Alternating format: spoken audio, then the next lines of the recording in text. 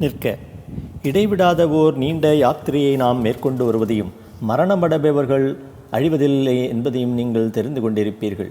பொதுவாக நல்லவர்களுக்கு நேர்ந்திடும் மரணத்தை விமோச்சனம், டெத் இஸ் எ டெலிவரன்ஸ் என்பதாக உங்களால் உணர முடியாது. உங்களுடைய குடும்பத்தில் உள்ள ஓர் சத்புத்திரனுக்கோ அல்லது உங்களது அன்பான மனைவிக்கோ விமோச்சனம் அளிப்பதாக ஓர் தெய்வம் உங்களை அனுமதி கேட்டால் நீங்கள் ஒப்பமாட்டீர்கள் அல்லவா? இக்காலத்திய வேதாந்திகள் அல்லது ஆனந்தாக்கள் என்று கூறிக்கொள்பவர்கள் கூட வேதாந்த பக்குவங்களை படிப்பதிலோ அல்லது மற்றவர்களுக்கு எடுத்து கூறுதலோ வன்மை வாய்ந்தவர்களாக இயங்கலாமே தவிர தங்களுக்கு திடீரென்று மரணம் கிட்டப் போவதாக தெரிந்து கொள்ள நேரிட்டால் அவர்களும் மரணத்திற்கு நடுங்குபவர்களே ஆவர். பல சிறந்த வேதாந்த பக்குவங்களுள் மரணத்தை வரவேற்பதென்பது ஓர் சின்ன பக்குவமாகும். மரணத்தை ஓர் விமோச்சனம் என்று கூறினால் அது பாமரர்களுக்கும் பாபிகளுக்கும் எப்படி பொருந்தும் என்று நீங்கள் கேட்கலாம். பிழைகளையோ பாபங்களையோ மேலும் புரியாமல் இருப்பதற்கு அவர்களுக்கும் மரணம் உதவி அளிப்பதாக உங்களுக்கு தோன்றவில்லையா? ஆகவே மனித யாத்திரையை விரைவில் முடித்து கொள்ள வேண்டும் என்ற ஆர்வத்தை கொள்ளும் சிறந்த விவேகிகளால் தான் மரணத்தை விமோச்சனம் என்பதாக உணர முடியும். தவிர நாரத மகாமுனிவர் கேட்ட கேள்விகளுக்கு கிருஷ்ண பரமாத்மா அளித்த பதிலையும் நினைவில் திருப்பிக் கொள்ள வேண்டும். அதாவது, ஒரு சமயத்தில் நாரதர் கிருஷ்ண பகவானை பார்த்து பின்வருமாறு கேட்டார். கிருஷ்ணா, மிக பெரியோர்களை தரிசித்தால் ஏதோ பலன் என்று சொல்கிறார்களே, அது என்ன என்று வினவினார். அதற்கு கிருஷ்ண பகவான், அதோ அந்த மரைக்கிளையில் இருக்கும் பக்ஷியை கேள் என்று பதிலளித்தார். அதன் பிரகாரம் முனிவர் பக்ஷியை கேட்க அந்த பக்ஷி பொத்தென்று கீழே விழுந்து செத்து போய்விட்டது. சில ஆண்டுகள் கடந்தன. முனிவர் மறுபடியும் கிருஷ்ணனை சந்தித்து அதே கேள்வியை போட்டார். அதோ அந்த பெண்ணை போய் கேள் என்று பதிலளித்தார் கிருஷ்ணர். அப்படியே முனிவர் கேட்க அந்த பெண்ணும் கீழே விழுந்து செத்து போய்விட்டாள். பல ஆண்டுகள் கடந்தன. மறுபடியும் கிருஷ்ணனிடம் அதே கேள்வியை போட்டார் முனிவர். அந்நாட்டின் சக்கரவர்த்தியை கேட்கச் சொன்னார் கிருஷ்ணன். அப்படியே அந்த நாட்டின் சக்கரவர்த்தியை அணுகி கேட்க சக்கரவர்த்தி அவரை பக்தி வினயத்துடன் நமஸ்கரித்துவிட்டு, ஹே நாரத முனிவரே, இந்த பிரபஞ்சத்தில் தாங்கள் அறியாதது யாதுமில்லை. எனினும் தங்களுடைய ஆக்ஞைக்கு அடிபணிந்து தெரிவித்துக் கொள்கிறேன். சென்ற 3வது ஜென்மத்தில் நான் ஓர் பக்ஷியாக பிறந்தேன். அப்பொழுது தாங்கள் எனக்கு தரிசனம் அளித்தீர்கள். அதன் பலனாக ஓர் பெண்ணாக பிறந்தேன். அப்பொழுதும் தரிசனம் அளித்தீர்கள். இப்பொழுது சக்கரவர்த்தியாக விளங்குகிறேன் என்று பகர்ந்தான் மன்னாதிமன். இந்த தத்துவ சம்பவத்தில் அந்த பக்ஷிக்கும் பெண்ணுக்கும் முனிவர் தரிசனம் அளிக்காமல் இருந்திருந்தால் அவர்கள் திடீர் மரணத்தின் மூலம் அவ்வளவு துரித காலத்தில் ஓர் உயர்வை அடைந்திருக்க முடியாது.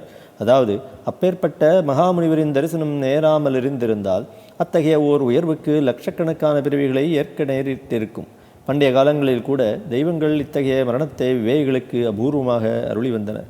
ஆர்கோ சகோதரர்களின் தாயார் தனது தனையர்களுக்கு உயர்ந்த அனுகிரகத்தை அருள கேட்டுக்கொண்டதால் ஜூனோ அம்பிகை மரணத்தை அளித்தருளினாள்.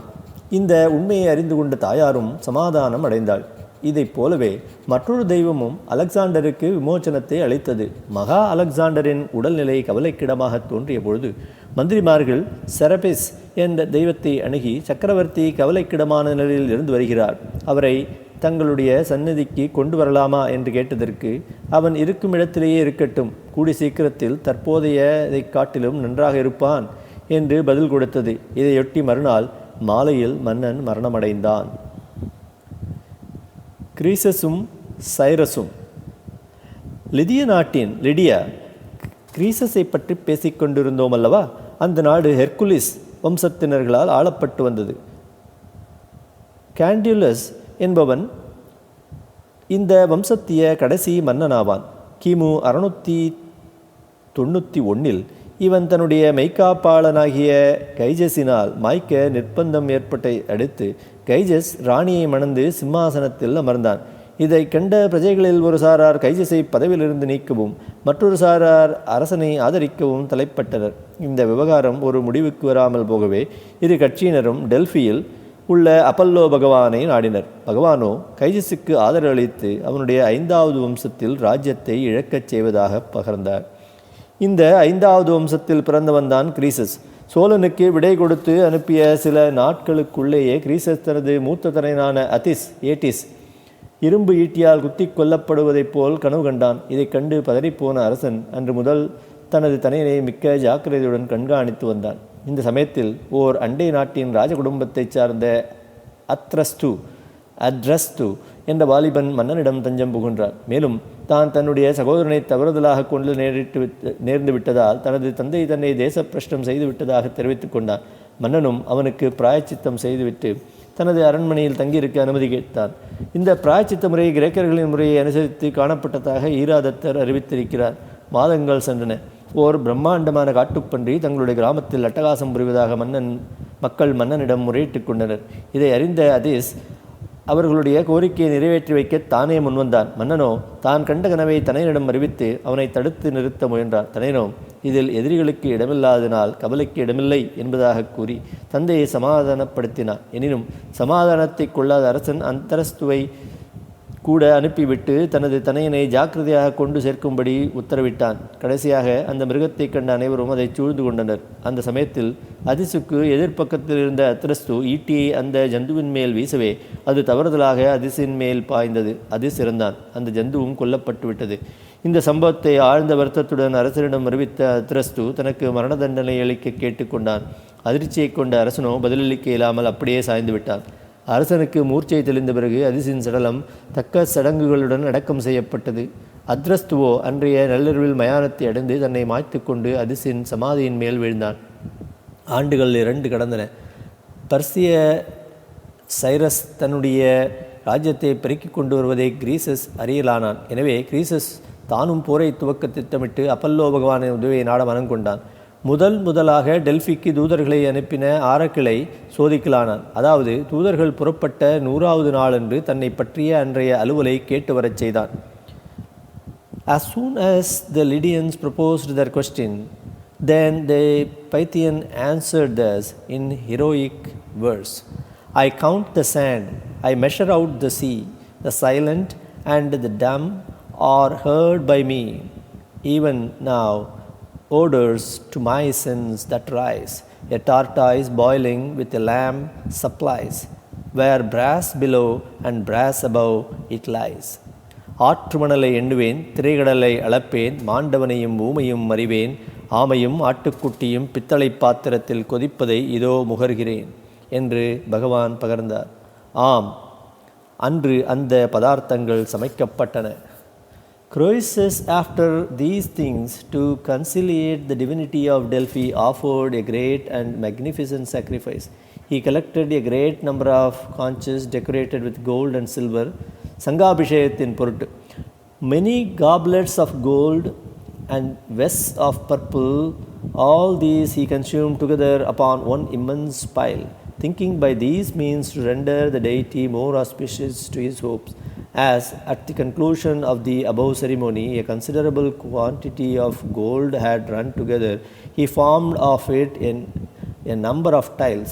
The larger of these were 6 palms, approximately 21 inches long, the smaller 3 palms, approximately 10.5 inches, but none of them were less than a palm, 3.5 inches in thickness, and they were 117 in number. 4 were the purest gold, weighing each 1 talent and a half, 125 pounds. The rest were of inferior quality, but of the weight of 2 talents. He constructed a lion of pure gold which weighed 10 talents. It was placed in Delphian temple on the above gold tiles. Croesus moreover sent to Delphi 2 large cisterns, one of gold and one of silver. That of gold was placed on the right hand in the vestibule, முதல் உட்புற வாயில்படி, of the temple. The silver one was placed on the left. The golden goblet weighed 8 talents and a half and 12 minae. That of silver is capable of holding 600 amphorae. It is placed at the entrance of the temple and is used by the inhabitants of Delphi in their Theophanian festival. The Corinthian treasury also possesses 4 silver casks which were sent by Croesus in addition to above to Delphi. His munificence did not yet cease. He presented also 2 basins, one of gold, another of silver. Many other smaller presents accompanied these, among which were some silver dishes and the figure of a woman in gold, 3 cubits high, who according to Delphians was the person who made bread for the family of Croesus. This prince, besides all that we have consecrated at Delphi his wife's necklaces and girdles. To Amphiaraus, having heard of his valor and misfortunes, he sent a shield of solid gold with a strong spear made entirely of gold, both shaft and head. These were all within my memory, preserved at Thebes in the temple of the Ismenian Apollo. The value of 1 talent is 2,000 sterling pounds or 50,000 shillings. 1 amphorae is 10.2 gallons. ஒரு சில நாட்கள் கடந்தன. Greases மற்றும் மேலும் காணிக்கைகளுடன் தூதர்களை டெல்பிக்கு அனுப்பி தான் பர்சியாவுடன் போர் துவக்கலாமா என்பதையும் வெற்றி கிடைக்குமா என்பதையும் அறிந்து வரச் செய்தான். அதற்கு அவர் பர்சியாவுடன் போர் புரிந்தால் ஒரு வல்லவ நாடு வீழ்ச்சியடையும் என்று பதில் கிடைத்தது. இந்த பதிலை அறிந்த அரசன் மிக்க மகிழ்ச்சியடைந்தான். இதையடுத்து வெற்றிக்கு பிறகு தனது ராஜ்யம் நிரந்தரமாக இயங்கி வருமா என்பதை மற்றொரு ஆராக்களின் மூலம் அறிந்து வரச் செய்தான். The following was the answer of the Pythian. When over the meads a mule shall sit on high, over pebbly Hermus then soft Lydian fly. Fly with all haste, for safety scorn thy fame, nor scruple to deserve a coward's name. அதாவது ஓர் கோவேறு கழுதை மீடியாவில் அமர்ந்து விட்டு லிதியாவிலும் பிரவேசிக்கப் போவதாகவும் லிதியன் தான் தப்பித்துக்கொள்ள முயலப்போவதாகவும் பகவான் பகர்ந்தார். கோவேறு கழுதை ராஜ்யத்தை ஆள முடியாது என்ற சமாதானத்தில் தனது ராஜ்யம் நிலைத்து நிற்கும் என்பதில் நம்பிக்கை கொண்டான் வேந்தன். எனினும் இந்த பதிலை பெரியோர்களுக்கு அனுப்பி வைத்து ஆரக்களின் அர்த்தத்தை அறிந்து வரச் செய்தான். ஆனால் சரியான விளக்கம் வருவதற்குள் மன்னன் தோற்று போய்விட்டான். அந்த விளக்கத்தில் சைரஸை கோவேறு கழுதியாக கொடுக்கப்பட்டிருந்ததுடன் அவன் வெற்றி அடையப் போவதாகவும் கொடுக்கப்பட்டிருந்தது. இந்த யுத்தத்திற்கு முந்தைய ஓர் சமயத்தில் தன்னுடைய ஊமை பிள்ளை பேசுவானா என்று கேட்டதற்கு, wild ruling Lydian in thy wishes wild, as not to hear the actions for thy peace, and sad will be the day when that shall cease. அதாவது அவன் பேசுவதை விரும்பாதே, அவன் பேச ஆரம்பித்தால் அதே க்ஷணத்தில் உனக்கு துயரம் நேரிடும் என்று பகவான் பகர்ந்தார். கிரீசஸ் சைரஸுடன் யுத்தம் புரிந்து தோற்றவுடன் கிரீசஸை கொல்லாமல் கைதியாக்கி கொண்டு வர சைரஸ் ஆக்ஞையிட்டிருந்தான். போர் அமளியில் கிரீடத்தை இழந்துவிட்ட கிரீசஸ் குறுக்கிட்ட ஓர் பர்சிய சிப்பாய் வாளை ஓங்கினான். இதைக் கண்டு பதறிப்போன ஊமை புதல்வன் அரசனை கொல்லாதே என்று பேச ஆரம்பித்தான். உடனே லபக்கென்று மன்னனை தப்ப விடாமல் பிடித்து கொண்டு விட்டான் சிப்பாய். The Persians thus obtained possession of Sardis and made Croesus captive, a mighty empire agreeably to the prediction which had deluded him being then destroyed. The Persians brought him to the presence of Cyrus, who ordered him to be placed in chains upon the summit of a huge wooden pile. He did this desirous of offering to some deity the first fruit of his victory in compliance with the vow which he had made. When Croesus stood erect on the pile, although in this extremity of misery, he did not forget the saying of Solon, which now appeared of divine inspiration, that no living mortal could be accounted happy. When some remembrance of this saying occurred to Croesus, it is said that, rousing himself from the profoundest silence of affliction, he thrice pronounced aloud the name of Solon. Cyrus, hearing this, desired by his interpreters to know who it was that he invoked. They approached and asked him, but he continued silence. At length, being compelled to explain him, he said, I named a man with whom I had rather that all kings should converse than be master of the greatest riches. Not being sufficiently understood, he was solicited to be more explicit.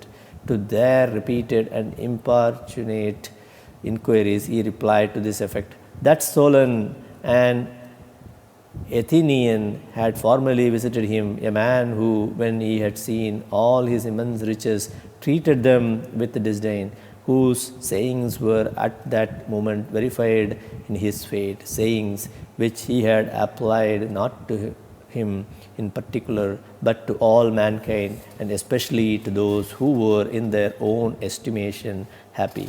While Croesus was thus speaking, that pile was lighted, and the flame began to ascend. Cyrus, being informed of what he had what had passed, felt compunction for what he had done. His heart reproached him that, being himself immortal, he had condemned to a cruel death by fire a man formerly not inferior to himself.